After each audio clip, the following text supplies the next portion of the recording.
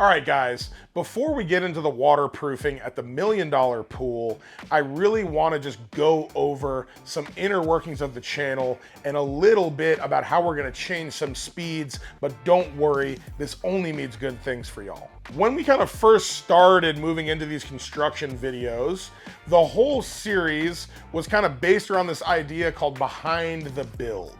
And we really liked it because it allowed us to shoot our videos like in an episodic way, kind of like a reality show, like everything that's going on at Revent.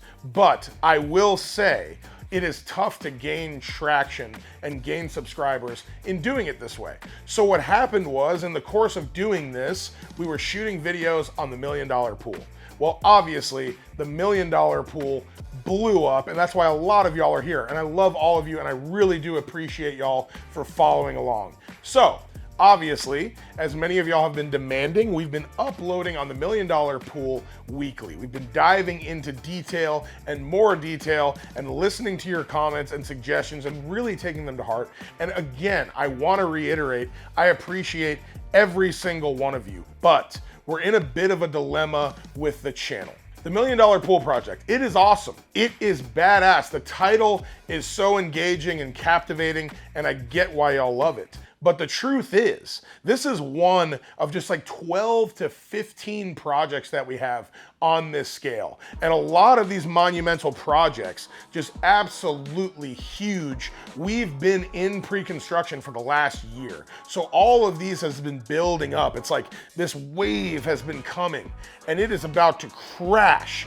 And we are going to have about $75 million of construction on our plates over the next, let's call it 24 months. So what we want to do is, instead of just doing a weekly video on a project like the $1 million pool, this is going to be impossible. Because think about it, if we have 15 projects going on and we're doing weekly videos, it's like, how do we choose which project to cover that week? How do you guys follow along? It'll be really confusing week in and week out. Every video will have a different title.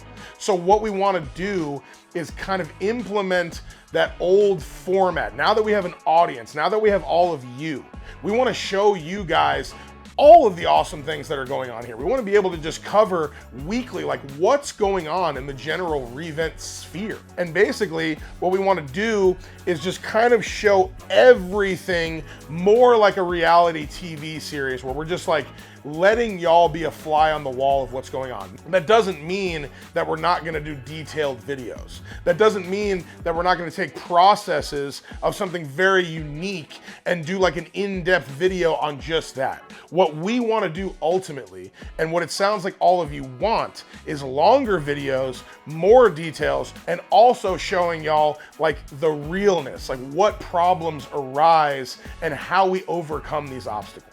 What does that mean for y'all? Again, this is only good things. We are only going to be getting better. We are going to emphasize very heavily on construction with a little bit sprinkled in of like our office, the general workings. Like, I want you to get to know more of the team and like the camaraderie we have, and just be able to kind of like keep the cameras rolling at all times. And so what does this mean for projects like the $1 million pool? Well, honestly, not much is going to change, right? You're going to see all of that same cool stuff. It might just not be solely focused on the $1 million pool, but obviously, like these huge projects on weeks, you know, where they have a huge focus, they're going to be heavily shown. So I truly feel like it's a win-win for y'all. You're going to be able to keep up with all the awesome projects we have going on. We won't have to miss out on all the cool stuff, because the biggest thing for me was the trade-off of like, which awesome project do we showcase? And we were trying to figure that out. And I was like, I hate that. I want to show it all. As you've already seen, we have the Zen Den. We have a $600,000 boat dock that's more going to be like $800,000 when we're done. We have a custom home coming up that is 75% glass on the exterior. It is out of this world.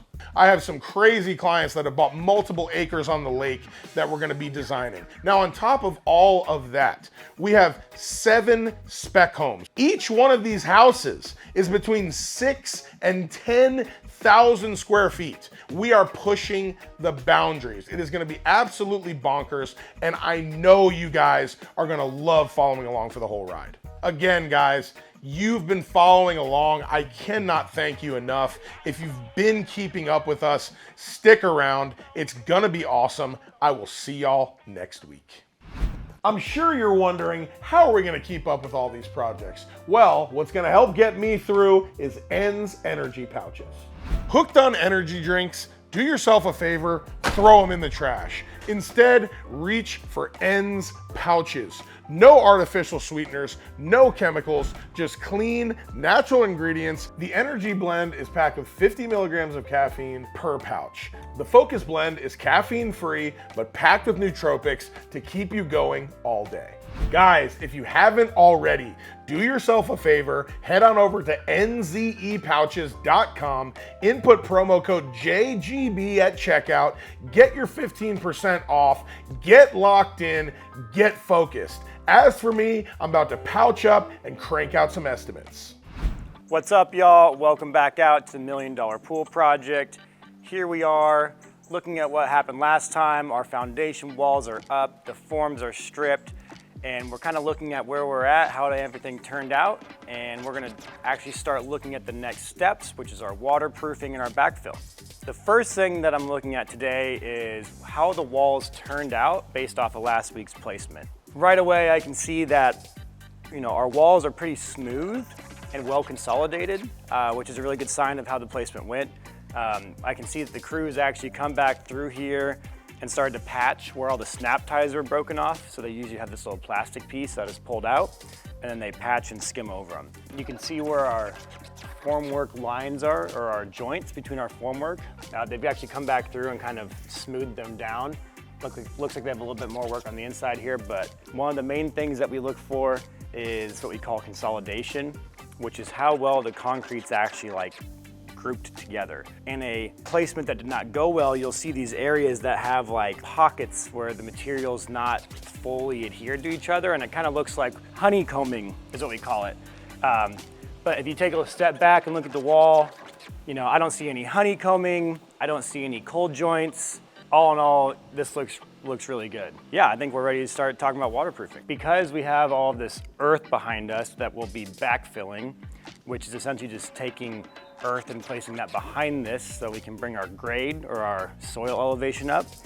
We also have to manage the water that will naturally occur from rainwater. What we do is a two-part system. Is we have a waterproofing membrane that will actually apply to the wall, and that helps the water in the ground come down the face of the wall without actually going through the concrete. And then as that water comes down the wall, we need something to catch that water. What we often use are things called a French drain. And a French drain is essentially just a system of PVC wrapped in rock that catches the water and allows the water to move freely around the exterior of the building, kind of giving it a path of least resistance. What you're seeing here is Schedule 40 PVC. Schedule 40 is really just a grade or a size, and it's really strong. This stuff's pretty thick, and it can take a lot of weight on top of it. And then what we actually do to this PVC is we drill perforated holes. We drill perforated holes. And how this works is that these holes will actually go on the bottom or face down, and as the water collects, the water will pass through these holes and kind of gain a little bit of level within the pipe. So imagine these holes are on the bottom, the water flows down the wall, up and through these holes, and as the water rises, it creates basically pressure, which forces the water through the pipe. This pipe has a little bit of slope to it, but also as the water actually builds up pressure in this pipe, it naturally just wants to flow to the lowest point, which would be to the area where we have this exposed to the daylighting, is what we call it. So we have a couple of different parts. We have the waterproofing, making sure that we don't have water entering our building and helps direct the water to the bottom of our drain. We have the perforated pipe, which gives the water a path of least resistance to leave the building. And then we have the routing in the pipe that ends up taking this to the exterior of our building and where our landscaping is. We currently have an existing entry point or daylight point for the waterproofing system, which is actually over by the garage.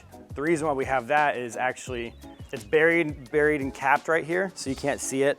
But if we go over to the other side of the driveway, you can see the PVC entering it. And the reason why we're doing that is because this whole front portion here will actually get what we call a trench drain, which is a drain that sits in front of this garage. So any water that runs through here will gather and then go out with the rest of the water that's collecting through our waterproofing system. So yeah, this is the area where all that water that's coming from around our building through our trench drain will leave the house, which is this pipe right here. So all of this will get regraded, but essentially allows the water to flow freely outside of the building footprint as I'm sliding. This is our drainage gravel that will actually end up going around our pipe. So when we talked about creating a way for the water to get to the pipe, we'll actually backfill a lot of this with this 1-inch clear stone, and it's just specified as a 1-inch clear stone. That's by like the average diameter of the rock. So this is all the backfill material. What they'll do is they'll place the pipe that we talked about, they'll wrap it in a fabric called a geotextile fabric, and that keeps things like dirt and rock and soil from actually entering into the pipe, and then they'll backfill around it with this rock. The reason why we use this is because, as you can see in the stockpile, we have a bunch of holes in it, right? So when we go and backfill around it, it allows the water just to like kind of free flow through it, compared to if we use like a soil or a clay or something, it ends up creating more friction and like more pressure for the water to move through, when this really just helps the water like freely flow through all these little holes. All right, sweet. So you're like, how the hell do we get all this rock behind the wall? Well, we've got kind of 2 pieces of equipment here, actually 3. So we've got our forklift, or off-road forklift. Sometimes they're called Skytrax. He'll use this to basically maneuver this hopper. And this hopper is essentially like a funnel. So they'll take the rock and load it into the funnel. This funnel or hopper will be strapped via D-ring from here onto the eye bolt on the forklift. And they'll load it up with this other piece of equipment behind us called a Georgia buggy, or a mud buggy, which is essentially, a lot of the times it's used for concrete placements, and they'll use these to take like in areas where you can't get a pump, or if you're using like a lot of flat work, you'll use this, and the person essentially rides on this and has like little tracks they control, and then acts as a small dump truck. So they'll use this to load up the rock, take the rock, dump it into the hopper will be attached to the forklift, and then they will use the forklift to lift this up and over the walls, and then someone comes over here and pulls this handle, and it opens up the chute at the bottom, and all the rock just kind of falls out. The next parts that we're talking about are our waterproofing system, right? So we kind of talked about how this is used to stop water from entering through the concrete while also diverting the water to the bottom of our footing. So all this really is like a tar membrane with a piece of plastic over it. And they really just like apply this glue, peel the back of this paper off, and then just roll it on and place it over the concrete wall. The reason why this system is super common is because it's really easy to apply. Instead of having to like paint this whole system, most of the work is actually done via this kind of like thick rubber and plastic system. What we do is we actually start from the bottom and work our way up, similar to a roof. That way, as we're placing our next level over, we can lap it over the top to make sure no water is getting behind this seam here. So you actually see this little yellow line here. That's probably like a 3 or 4 inch lap. So that's a 3-inch lap. And what that is that's the manufacturer specifying how far the next sheet needs to come over this in order for this to be a watertight system. As we head to the back of the wall, we actually have a larger waterproofing system, and that's because our backfill height, or our grade, is higher. The front side has a stairwell and some architectural pieces, so it's not actually exposed to any underground water.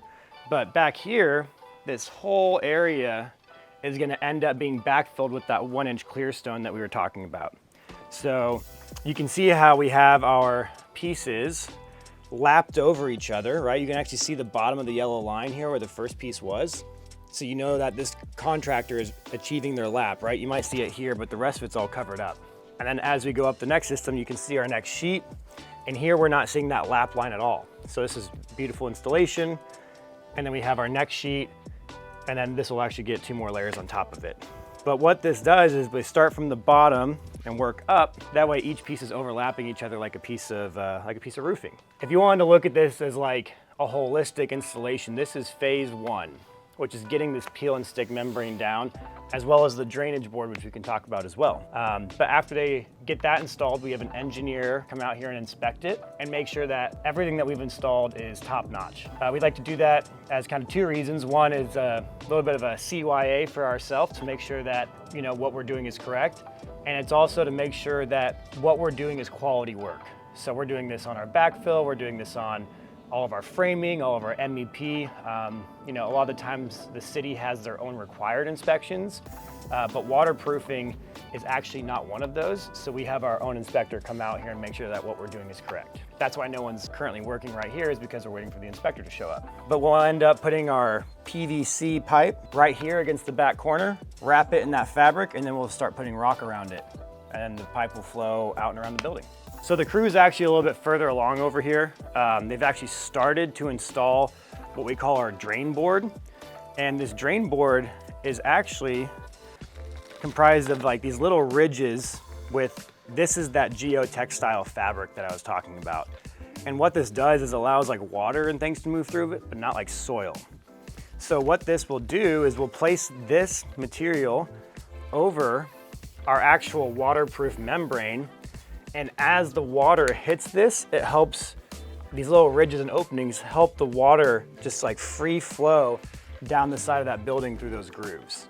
So this waterproofing membrane paired with something to manage the flow of the water, like this drain board and the rock, really just makes sure that that water is never sitting and pooling against the building. It's always going towards the French drain. This is like a best practice and what we do to make sure that what we're building stands the test of time. All right, so as we're heading into this back kind of maze of our excavation, we have the existing building's waterproofing. In order for us to make sure that our system is working cohesively with everything around it, we actually have to tie into our old system. So you see how they've actually taken the new system and lapped it. I've mentioned lap a couple times now, lapped it onto the old system. And that makes sure that whenever water hits the old system or hits this corner, that everything is all tied together. Now we're back in our elevator pit. You can actually see the elevator pit walls, they haven't grouted their snap ties yet, which means they'll probably have to come back here and grout this, but you can see in these little holes where the snap tie broke off. I kind of pointed that out the last time that we had our placement on how you can just kind of take these and snap them, and that's exactly what they did. So they'll come back through and grout and patch all these. But things that we're looking for again is our consolidation and how our edges look. This looks really good here. Looking at how our foundation walls are tying in to our actual foundation footings, looks really good. And this right here is actually a little bit of that honeycombing that I was talking about. So you can see how the aggregate's exposed. And what happened here is that this is common at the bottom of walls, but when they placed that concrete in here, they either did one of 2 things. They dropped it too far, and as it was dropping, it separated, or they didn't vibrate this enough. Or maybe they vibrated it too much. That's a different topic. When you see this, you know that the placement wasn't, like maybe this corner just wasn't cared to a little, not enough. So what they'll end up doing is they'll take a high strength grout paired with a concrete bonder. They'll put a bonder on this and then they'll grout over this, and then we'll end up kind of filling this all in with more concrete.